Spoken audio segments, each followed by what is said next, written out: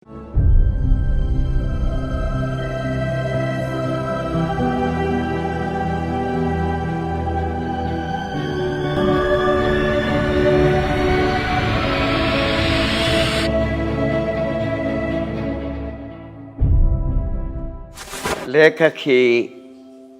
ಸವಿತಾ ನಾಗಭೂಷಣ್ ಅವರು ಬರೆದಂತಹ ಈ ಸ್ತ್ರೀಲೋಕ ಇದೆಯಲ್ಲ, ಇದೊಂದು ವಿಶಿಷ್ಟವಾದಂತಹ ಕಾದಂಬರಿ.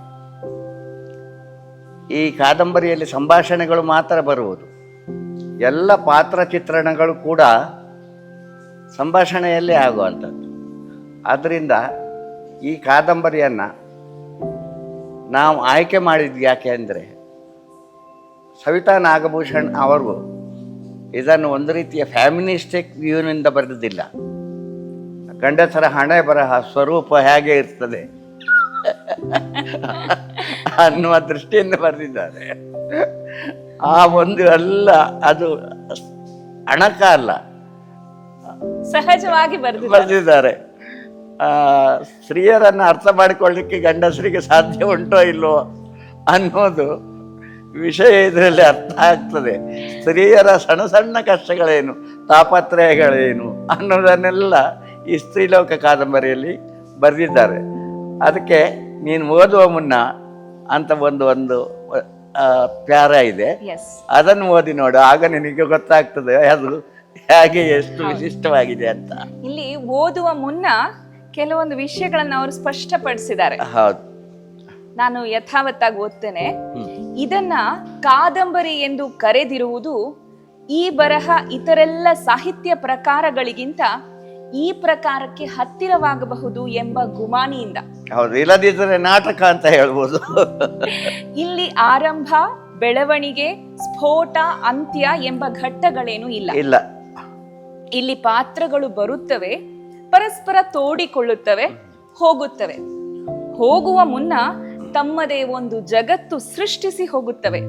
ಹೀಗೆ ಸೃಷ್ಟಿಸಲ್ಪಟ್ಟ ಅನೇಕ ಜಗತ್ತುಗಳ ಸಂಕೀರ್ಣವೇ ಈ ಸ್ತ್ರೀಲೋಕ. ಸ್ತ್ರೀಲೋಕದ ಒಂದು ಪ್ರಪಂಚವೇ ಹೇಗಿದೆ ಅನ್ನೋದರ ಒಂದು ಚಿತ್ರಣ ಇದು ಈ ಕಾದಂಬರಿಯಿಂದ ನಮಗೆ ಆಗ್ತದೆ. ಈ ಚಾನೆಲ್ ಎಷ್ಟು ಕೂಡ ಮುಂದುವರಿಬಹುದು, ಯಾಕೆಂದರೆ ಅವರ ಆಸಕ್ತಿಗಳು ಎಲ್ಲ ಬೇರೆ ಬೇರೆ ಇರ್ತವೆ. ಬರೀ ಸಾಹಿತ್ಯ ಲೋಕದಲ್ಲಿ ಇರುವುದಿಲ್ಲ, ಸಾಂಸ್ಕೃತಿಕವಾಗಿ ಅನೇಕ ರೀತಿಯ ಒಂದು ಪರಿಣತಿ ಅವರಲ್ಲಿ ಇರ್ತದೆ. ಆದ್ದರಿಂದ ಸ್ತ್ರೀಲೋಕದ ಮೂಲಕ, ಸವಿತಾ ನಾಗಭೂಷಣ್ ಅವರ ಸ್ತ್ರೀಲೋಕದ ಮೂಲಕ ನಾವು ನಮ್ಮ ಈ ಸಾಹಿತ್ಯ ಯಾತ್ರೆಯನ್ನು ಆರಂಭಿಸ್ತಾ ಇದ್ದೇವೆ. ಸರಿ ಸರ್, ಮೊದಲಿಗೆ ತೆರೆದಿಟ್ಟ ಪುಸ್ತಕ. ಇದರಲ್ಲಿ ಪಾತ್ರಗಳ ಹೆಸರನ್ನು ನಾನು ಹೇಳ್ತಾ ಕಥೆಯನ್ನ ಓದ್ತಾ ಹೋಗ್ತಾನೆ. ನಾನು ಸುನಂದ ಗುಲಾಬಿ ಮೌನ. ನಾನು ಅಜ್ಜಿ ಸುನಂದ ಇಲ್ವಾ? ಗುಲಾಬಿ ಮೌನ. ನಾನು ಒಳ್ಳೆ ಅಜ್ಜಿ, ಕೂತಲ್ಲೇ ನಿದ್ದೆ ಮಾಡ್ತಿದೆ, ಇಡೀ ಮನೇನ ಬೇಕಾದ್ರೂ ದೋಚಿಕೊಂಡು ಹೋಗಬಹುದು. ಅಂದ್ರೆ ಇಲ್ಲಿ ಗುಲಾಬಿ ಅನ್ನುವ ಪಾತ್ರ ಅಜ್ಜಿಯ ಪಾತ್ರ. ಹೌದು. ಗುಲಾಬಿ, ಯಾರು ಸುನಂದ? ನಾನು ಅಜ್ಜಿ, ಸುನಂದ ಅಲ್ಲ, ನಾನು ಸುಮಾ. ಎಲ್ಲಿ ಸುನಂದ? ನಾಳೆ ಊರಿಗೆ ಹೋಗ್ತಾ ಇದ್ದೀನಿ, ಸುನಂದನಿಗೆ ಹೇಳಿ ಹೋಗೋಣ ಅಂತ ಬಂದೆ. ಗುಲಾಬಿ, ಕೂತ್ಕೋ ಬಾ. ಇತ್ತೀಚೆಗೆ ಯಾಕೋ ಕಣ್ಣು ಮಂಜಾಗಿ ಬಿಟ್ಟಿದೆ, ದೂರದ್ದು ಏನೂ ಕಾಣೋದಿಲ್ಲ. ಹತ್ರವಾ? ಹಾ, ಕಾಣುತ್ತೆ, ಈಗ ಕಾಣುತ್ತೆ. ಮಗ ಎಲ್ಲಿ? ನಾನು, ಅಯ್ಯೋ ಅದೊಂದು ಮಂಗ ಎಲ್ಲೋ ಮರ ಹತ್ತಿ ಕೂತಿರಬೇಕು. ಗುಲಾಬಿ, ಏನು ಇಷ್ಟು ಬೇಗ ಊರಿಗೆ ಹೊರಟು ಬಿಟ್ಟೆ?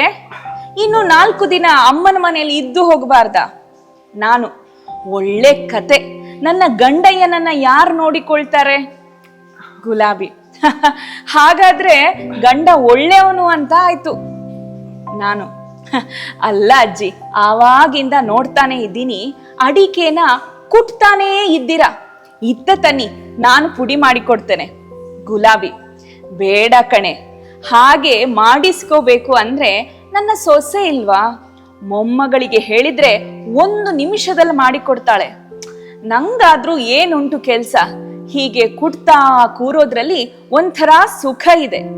ಹೀಗೆ ನಿಧಾನವಾಗಿ ಅಡಿಕೆ ಕುಟ್ಟಿ ಎಲೆಗೆ ಸುಣ್ಣ ಸವರಿ ಬಾಯಿಗಿಡಲಿಕ್ಕೆ 1 ಗಂಟೆ ಬೇಕು ನೋಡು. ಒಂದೊಂದು ಸಲವಂತೂ ಕುಡ್ತಾ ಕುಡ್ತಾ ಕಣ್ಣೇ ಕೂತು ನಿದ್ದೆ ಬಂದು ಕನಸು ಬಿದ್ದು ಬಿಡುತ್ತೆ. ನಾನು ಒಳ್ಳೆ ಅಜ್ಜಿ. ಅಜ್ಜಿ, ಸುನಂದ ಎಲ್ಲಿ? ಗುಲಾಬಿ, ಟೈಲರ್ ಹತ್ರ ಹೋಗ್ತೀನಿ ಅಂತ ಅಂದ್ಲು ಆಕೆ.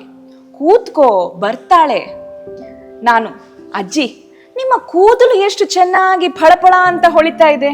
ಒಳ್ಳೆ ಬಂಗಾರದ ಕೂದಲು ಇದ್ದ ಹಾಗಿದೆ.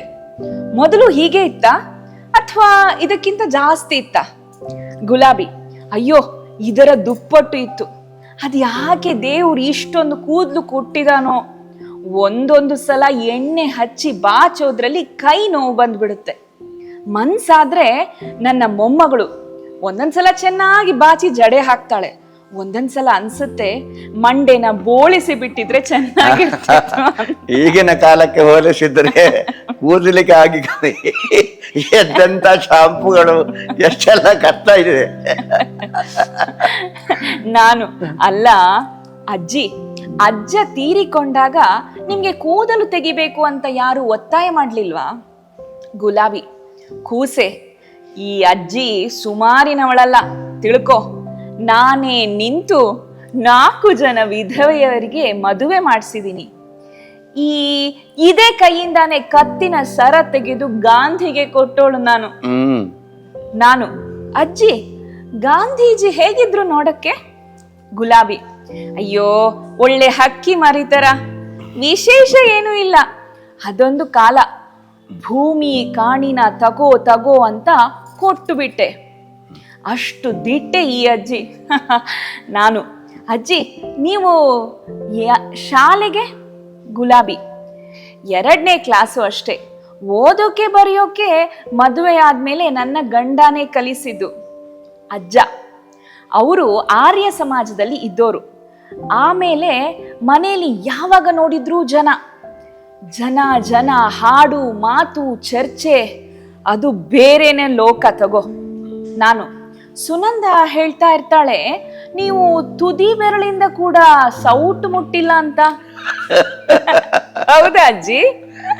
ಗುಲಾಬಿ, ಎಲ್ಲ ಅವಳ ಊರು ತುಂಬಾ ಪ್ರಚಾರ ಮಾಡಿಬಿಟ್ಟಿದಾಳ. ನಾನೇ ಅವಳಿಗೆ ಹೇಳಿದ್ದು ಅಂತ ಇಟ್ಕೋ. ಮನೆ ತುಂಬಾ ಜನ, ಅಣ್ಣನ ಮಕ್ಕಳು, ನನ್ನ ಮಕ್ಕಳು, ಹೋಗೋರು ಬರೋರು, ಓದೋ ಹುಡುಗರು ಬೇರೆ. ನನ್ನ ಸಂಬಂಧಿಕರ ಪೈಕಿ ಒಬ್ಬಳು ವಿಧವೆ ಇದ್ಲು. ಅವಳಿಗೂ ದಿಕ್ಕಿರ್ಲಿಲ್ಲ. ಹಾಗಾಗಿ ಅವಳನ್ನ ಖಾಯಮಾಗಿ ಅಡ್ಗೆ ಕೆಲಸಕ್ಕಂತ ಇಟ್ಕೊಂಡೆ. ಮದುವೆಯಾದ ಹೊಸರದ್ರಲ್ಲಿ ನಾನು ಚಿಕ್ಕೋಳು ಅಂತ ನಮ್ಮತ್ತೆ ನಂಗೆ ಅಡಿಗೆಗೆ ಹಚ್ಚಿರ್ಲಿಲ್ಲ. ಹಾಗೆ ನಾನು, ನಿಮಗೆ ಮದುವೆಯಾದಾಗ ಎಷ್ಟು ವರ್ಷ ಅಜ್ಜಿ? ಗುಲಾಬಿ, 11, 12. ನಾನು, 12? ಸುನಂದ ಹೇಳ್ತಾ ಇರ್ತಾಳೆ, ಮತ್ತೆ ನೀವೇ ಅವಳಿಗೆ ಅಡಿಗೆ ಕಲಿಸಿದ್ದು ಅಂತ. ಮತ್ತೆ ನೋಡಿದ್ರೆ ಸೌಟು ಕೂಡ ಮುಟ್ಟಿಲ್ಲ ಅಂತೀರಾ? ಗುಲಾಬಿ, ಅಯ್ಯೋ, ಅದೇನು ಬ್ರಹ್ಮವಿದ್ಯೆನಾ? ಉಪ್ಪು ಹುಳಿ ಖಾರ ಸಿಹಿ ಎಲ್ಲ ಒಂದ್ ಹದದಲ್ಲಿ ಹಾಕಿದ್ರೆ ಸಾಕು, ಅಂದಾಜಲ್ಲಿ ಗುಂಡು ಹೊಡೆಯೋದು. ನಾನು, ಅಜ್ಜಿ, ಅಜ್ಜ ತೀರ್ಕೊಂಡಿದ್ದು ಯಾವಾಗ? ಗುಲಾಬಿ, ಮೌನ. ನಾನು, ಯಾಕಜ್ಜಿ? ಗುಲಾಬಿ, ಅವರು ಆತ್ಮಹತ್ಯೆ ಮಾಡಿಕೊಂಡ್ರು. ನಾನು, ಓಹ್ ಹೌದಾ? ಗುಲಾಬಿ, ಅಜ್ಜನಿಗೆ ವಿಪರೀತ ಹೊಟ್ಟೆ ನೋವು ಬರ್ತಾ ಇತ್ತು. ಪಂಡಿತರ ಹತ್ರ ಔಷಧ ಮಾಡಿಸ್ತಾ ಇದ್ದಿ, ಆದ್ರೆ ಗುಣ ಆಗ್ಲೇ ಇಲ್ಲ. ಅವರು ಸಂಕಟ ಪಡೋದು ನೋಡಲಾರದೆ ನಾನೇ ಎಷ್ಟೋ ಸಲ ಹೇಳ್ತಾ ಇದ್ದೆ, ಈ ನೋವು ಅನುಭವಿಸೋದಕ್ಕಿಂತ ಜೀವನಾದ್ರೂ ಹೋದ್ರೆ ಸುಖ ಅಂತ. ಅಬ್ಬಾ, ಭಯಂಕರ ಉಗ್ರವಾದ ನೋವು ಅಂತ ಹೇಳ್ತಾ ಇರ್ತಿದ್ರು. ನಾನು, ಆಮೇಲೆ? ಗುಲಾಬಿ, ನಮ್ಮನೆಗೆ ಯಾವತ್ತು ಬಂದು ಹೋಗೋರು ಜಾಸ್ತಿನೇ, ಆದ್ರೆ ಆವತ್ತು ಬೆಳಿಗ್ಗೆಯಿಂದ ಯಾರೂ ನಮ್ಮನೆಗೆ ಬಂದಿರ್ಲಿಲ್ಲ. ಅದೇ ನಮ್ಮನೆಯಲ್ಲಿದ್ದ ಅಡುಗೆಯವಳು ಕೂಡ 2 ದಿನಕ್ಕೆ ಅಂತ ನೆಂಟರ ಮನೆಗೆ ಹೋಗಿದ್ಲು. ಮನೆಯಲ್ಲಿ ನಾನೊಬ್ಳೇ ಇದ್ದದ್ದು. ವಿಚಿತ್ರ ಅಂದ್ರೆ ಆವತ್ತು ಬೆಳಗ್ಗೆಯಿಂದ ಸಂಜೆ ತನಕ ಅಜ್ಜ ಶಾಂತ ಚಿತ್ತದಿಂದ ಇದ್ರು. ಆವತ್ತು ನೋವು ಕೂಡ ಬಂದಿರ್ಲಿಲ್ಲ.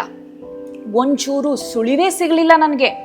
ಅದು ಯಾವಾಗ ಎದ್ದು ಹೋದ್ರೋ, ಅದು ಯಾವಾಗ ಬಾವಿಗೆ ಬಿದ್ರೋ, ಯಾವ ಸೂಚನೆನೂ ಕೊಡದೆ ಹೋದ್ರು.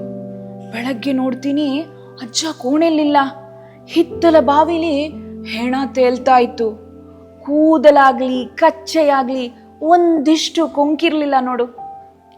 ನಾನು ಈಗಾದ್ರೆ ಆಪರೇಷನ್ ಮಾಡಿ ಎಂಥ ಕಾಯಿಲೆನಾದ್ರೂ ವಾಸಿ ಮಾಡ್ತಾರೆ. ಗುಲಾಬಿ ಆವಾಗ್ಲೂ ಅದೆಲ್ಲ ಇತ್ತು, ಬೊಂಬಾಯಿಗೆ ಹೋಗಬೇಕಿತ್ತು ಅಷ್ಟೇ. ದುಡ್ಡೆಲ್ಲಿಂದ ತರೋದು? ಅಷ್ಟಕ್ಕೂ ಅಜ್ಜನಿಗೆ ವಯಸ್ಸು 70 ಅಂತ ಇಟ್ಕೋ. ಬದುಕಿ ಬಾಳಿ ಎಲ್ಲ ಆಗಿತ್ತು. ಅಜ್ಜ ಸತ್ತಾಗ ನನಗೆ 50 ವರ್ಷ. ಮಕ್ಕಳಿಬ್ರು ದೂರದ ಊರಿನಲ್ಲಿದ್ರು. ನಾನು ಮತ್ತೆ ಗುಲಾಬಿ ನೀರು ಕುಡಿದು ಅಜ್ಜನ ದೇಹ ಊದಿಕೊಂಡಿತ್ತು. ಅದನ್ನ ಜಾಸ್ತಿ ಹೊತ್ತು ಇಟ್ಟುಕೊಂಡಷ್ಟು ಬರೋರು ಹೋಗೋರು ಜಾಸ್ತಿ. ಅದರ ಮೇಲೆ ಪ್ರಶ್ನೆಗಳು ಬೇರೆ. ಮಕ್ಕಳಿಗೆ ಟೆಲಿಗ್ರಾಮ್ ತಲುಪಿದ್ಯೋ ಇಲ್ವೋ, ಅವರಾದ್ರೂ ಊರಿನಲ್ಲಿ ಇದಾರೋ ಇಲ್ವೋ, ವಿಷಯ ಏನೂ ತಿಳಿಲೋಲ್ದು. ಹಾಗಾಗಿ ಮಕ್ಕಳು ಬರೋದು ತನಕ ಕಾಯೋದು ಉಚಿತವಲ್ಲ ಅಂತ ಅನಿಸ್ತು. ಜೀವನೇ ಇಲ್ಲದಿದ್ದ ಮೇಲೆ ದೇಹ ಇಟ್ಕೊಂಡು ಏನು ಮಾಡೋದು? ನನ್ನ ಅಣ್ಣನ ಮಗ ಗೋವಿಂದನಿಗೆ ವಿಲೇವಾರಿ ಮಾಡು, ತಡ ಮಾಡೋದು ಬೇಡ ಅಂತ ಹೇಳಿಬಿಟ್ಟೆ. ನಾನು ಊಹಿಸಿದ ಹಾಗೇನೆ ಮಾರನೆಯ ದಿನ ಮಧ್ಯಾಹ್ನ ಬಂದ್ರು. ಬದುಕಿದ್ದಾಗ ಅಜ್ಜ ಯಾವಾಗ್ಲೂ ಹೇಳ್ತಾ ಇರ್ತಿದ್ರು, ದೇಹ 4 ದಿನ ಇರೋದು, ನಾ ಸತ್ರೆ ಅಳಬಾರ್ದು ಅಂತ. ನಾನು ಎಷ್ಟು ಗಾಬರಿಯಾಗಿದ್ದೆ ಅಂದ್ರೆ ನಂಗೆ ಅಳುನೇ ಬರಲಿಲ್ಲ. ನಮ್ಮ ಪೈಕಿ ಹೆಂಗಸರೆಲ್ಲ ಏನೆಲ್ಲ ಆಡ್ಕೊಂಡ್ರು ಅಂತ ಹೇಳಿ ಕೇಳಿದೀನಿ. ಹಾಡಿದರೆ ಆಡಿಕೊಳ್ತಾರೆ. ಅಯ್ಯೋ, ನನ್ನ ಹಿರಿ ಸೊಸೆನೆ ಒಮ್ಮೊಮ್ಮೆ ಸಿಟ್ಟು ಬಂದಾಗ ಅಂತಾಳೆ, ನಾನೇ ಅಜ್ಜನ ಬಾವಿಗೆ ನೂಕಿದ್ದು ಅಂತ. ಅದ್ ಯಾವಾಗ ಎದ್ದು ಹೋದ್ರೋ, ಅದ್ ಯಾವಾಗ ಬಾವಿಗೆ ಬಿದ್ರೋ ಯಾವ ಸೂಚನೆನೂ ಕೊಡದೆ ಹೋದ್ರು. ನಾನು, ನಿಮ್ಮ ಮಕ್ಕಳೇನು ಹೇಳಿಲ್ವಾ? ಗುಲಾಬಿ, ಏನ್ ಹೇಳ್ತಾರೆ? ನಾನು ಕೂದಲು ತೆಗಿಲಿಲ್ಲ, ಕುಂಕುಮನೂ ಅಳಿಸ್ಲಿಲ್ಲ. ನನ್ನ ಗಂಡನ ಆಸೆ ಕೂಡ ಅದೇ ಆಗಿತ್ತು. ನಾನು ಮೌನ. ಗುಲಾಬಿ, ಕತ್ತಿನಲ್ಲಿ 40 ಪವನಿನ ತಾಳಿ ಇತ್ತು, ಕೈಯಲ್ಲಿ 4 ಬಳೆ ಇತ್ತು, ಕಿವಿನಲ್ಲಿ ಓಲೆ ಇತ್ತು. 2 ಮಕ್ಕಳಿಗೂ 2 ಬಳೆ ಕೊಟ್ಟೆ. ಮಿಕ್ಕಿದ ಚಿನ್ನನ ಮಾರಿ ಕನ್ಯಾಕುಮಾರಿಯಿಂದ ಹಿಮಾಲಯದ ತನಕ ಮುಖ್ಯ ಯಾತ್ರಾ ಸ್ಥಳಗಳನ್ನೆಲ್ಲ ಸುತ್ತಿಕೊಂಡು ಬಂದೆ. ನಾನು ಒಬ್ಬರೇ?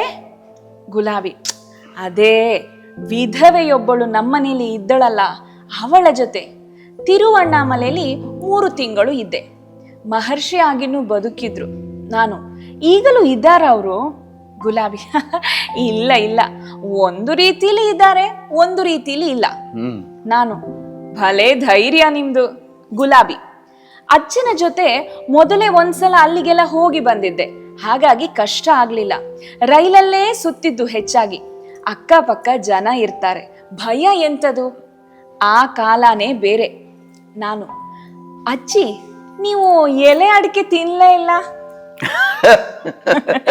ಗುಲಾಬಿ, ಆನು ನಾ ಅಮ್ಮ ನಾ ಮನಾಕ ಬೇಜಾರು, ಘರನ ದಾರ್ನ ಮನಾಕ ಬೇಜಾರು, ಚೆಲ್ಲೋ ಬುತ್ತೊಂದು ಅಸ್ಸ, ದಲೆರಿ ಕಾಮನ ಚೆಲ್ಲಿ ಚಂದ ಅಸ್ಸ, ದಲೆರಿ ವರ್ಡಿಕನ, ಕಿತ್ಲೆಗ್ ಹೊಳಿರಿ ಸುಖನ, ಚಾಂಗ್ ಗುಣಾಕ್ ಮೋಲ್ನ, ದೇವಸ್ಥಾನಕ್ ವಚ್ಚುನ, ದೇವಾಕ್ ಪೂಲು ಒಡ್ಡುನು, ಮಾಂಗ್ಲಿ ದೇವಾ ಅನಿ ಏಕ ಜನ್ಮ ಅಸೂಚೆ ವೈದಲರಿ, ಮಕ ರೂಕು ದವೋ ಪತ್ತೋರ್ ಕರಿ, ಮನುಷ್ಯ ಜನ್ಮ ಮಾತ್ರ ಮಕ ನಕ ಕ್ಷಮ ಕರಿ.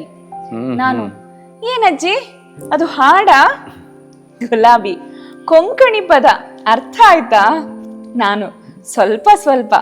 ಗುಲಾಬಿ, ತಂದೆ ತಾಯಿ ಇಬ್ಬರೂ ಇಲ್ಲ, ಅದಕ್ಕೆ ಬೇಸರ. ಮನೆ ಇಲ್ಲ, ಮಠವಿಲ್ಲ, ಅದಕ್ಕೆ ಬೇಸರ. ಹುಡುಗ ಬುದ್ಧಿವಂತ, ಆದರೆ ಕೆಲಸವಿಲ್ಲ.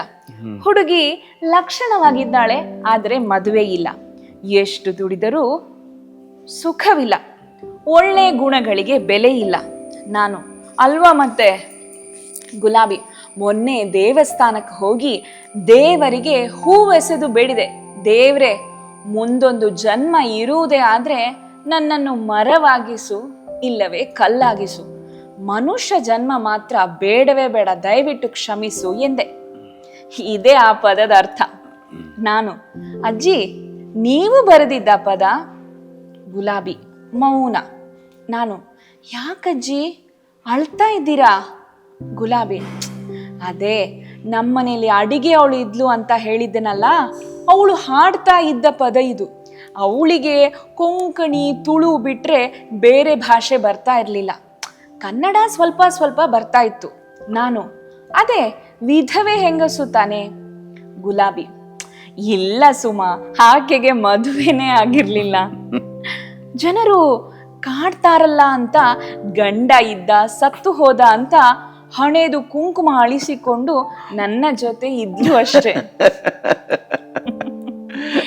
ಯಾವ ಜನ್ಮದ ನಂಟು, ನಿಜ ಹೇಳ್ಬೇಕು ಅಂದ್ರೆ ಆಕೆ ನನ್ನ ಸಂಬಂಧಿಗಳು ಅಲ್ಲ. ಆಕೆ ನಮ್ಮ ಜನ ಅಲ್ಲ, ತುಳು. ಆದ್ರೆ ಆಕೆಗೆ ಕೊಂಕಣಿ ಚೆನ್ನಾಗಿ ಬರ್ತಾ ಇತ್ತು. ನಮ್ಮನೆಗೆ ಬರೋ ಮೊದಲು ಕೊಂಕಣಿಗರ ಮನೆಯಲ್ಲಿ ಕೆಲಸ ಮಾಡ್ತಾ ಇದ್ಲಂತೆ. ನಾನೇ ಅಜ್ಜನ ಹತ್ರ ಆಕೆ ನನ್ನ ಅಮ್ಮನ ಕಡೆಯ ದೂರ ಸಂಬಂಧಿ ಅಂತ ಸುಳ್ಳು ಹೇಳಿ ಆಶ್ರಯ ಕೊಟ್ಟೆ. ಅಯ್ಯೋ ಪಾಪ, ಆಕೆದೊಂದು ಕತೆ. ನಾನು, ಈಗ ಆಕೆ ಎಲ್ಲಿದ್ದಾರೆ ಅಜ್ಜಿ? ಏನವರ ಹೆಸರು? ಗುಲಾಬಿ, ಬೆಳ್ಳಿ ಅಂತ ಅವಳ ನಿಜವಾದ ಹೆಸರು. ನಮ್ಮನೆಗೆ ಬಂದ ಮೇಲೆ ಸುಮಿತ್ರಾ ಅಂತ ನಾನು ಅವಳಿಗೆ ನಾಮಕರಣ ಮಾಡಿದೆ. ಹೋದ ವರ್ಷ ಆಕೆ ತೀರಿಕೊಂಡ್ಲು. ಆಕೆ ತೀರಿಕೊಂಡ ಮೇಲೇನೆ ನಾನು ಮನೆ ಮಾರಿ ಇಲ್ಲಿಗೆ, ಅಂದ್ರೆ ಮಗನ ಮನೆಗೆ ಬಂದಿದ್ದು. ನಾನು, ಪಾಪ ಆ ಸುನಂದ ಬರಲೇ ಇಲ್ಲ, ನಾನಿನ್ನು ಹೊರಡ್ತೀನಿ. ಗುಲಾಬಿ, ಬಂದ್ಬಿಡ್ತಾಳೆ ಇರು, ಮತ್ತೆ ಯಾವಾಗ ಬರೋದು? ನಾನು, ಹೀಗೆ ಬಂದ್ರೆ ಯುಗಾದಿಗೆ. ನಾನಿನ್ನು ಬರ್ಲಾ ಅಜ್ಜಿ? ಗುಲಾಬಿ, ಹಿತ್ತಲಲ್ಲಿ ಶಾವಂತಿಗೆ ಚೆನ್ನಾಗಿ ಅರಳಿದೆ, ಒಂದೆರಡು ಹೂ ಕಿತ್ಕೊಂಡು ಮುಡಿ. ಸುನಂದ ಇದ್ದಿದ್ರೆ ಕಾಫಿ. ನಾನು, ಅಯ್ಯೋ ಬೇಡ ಅಜ್ಜಿ, ನಾ ಬರ್ಲಾ?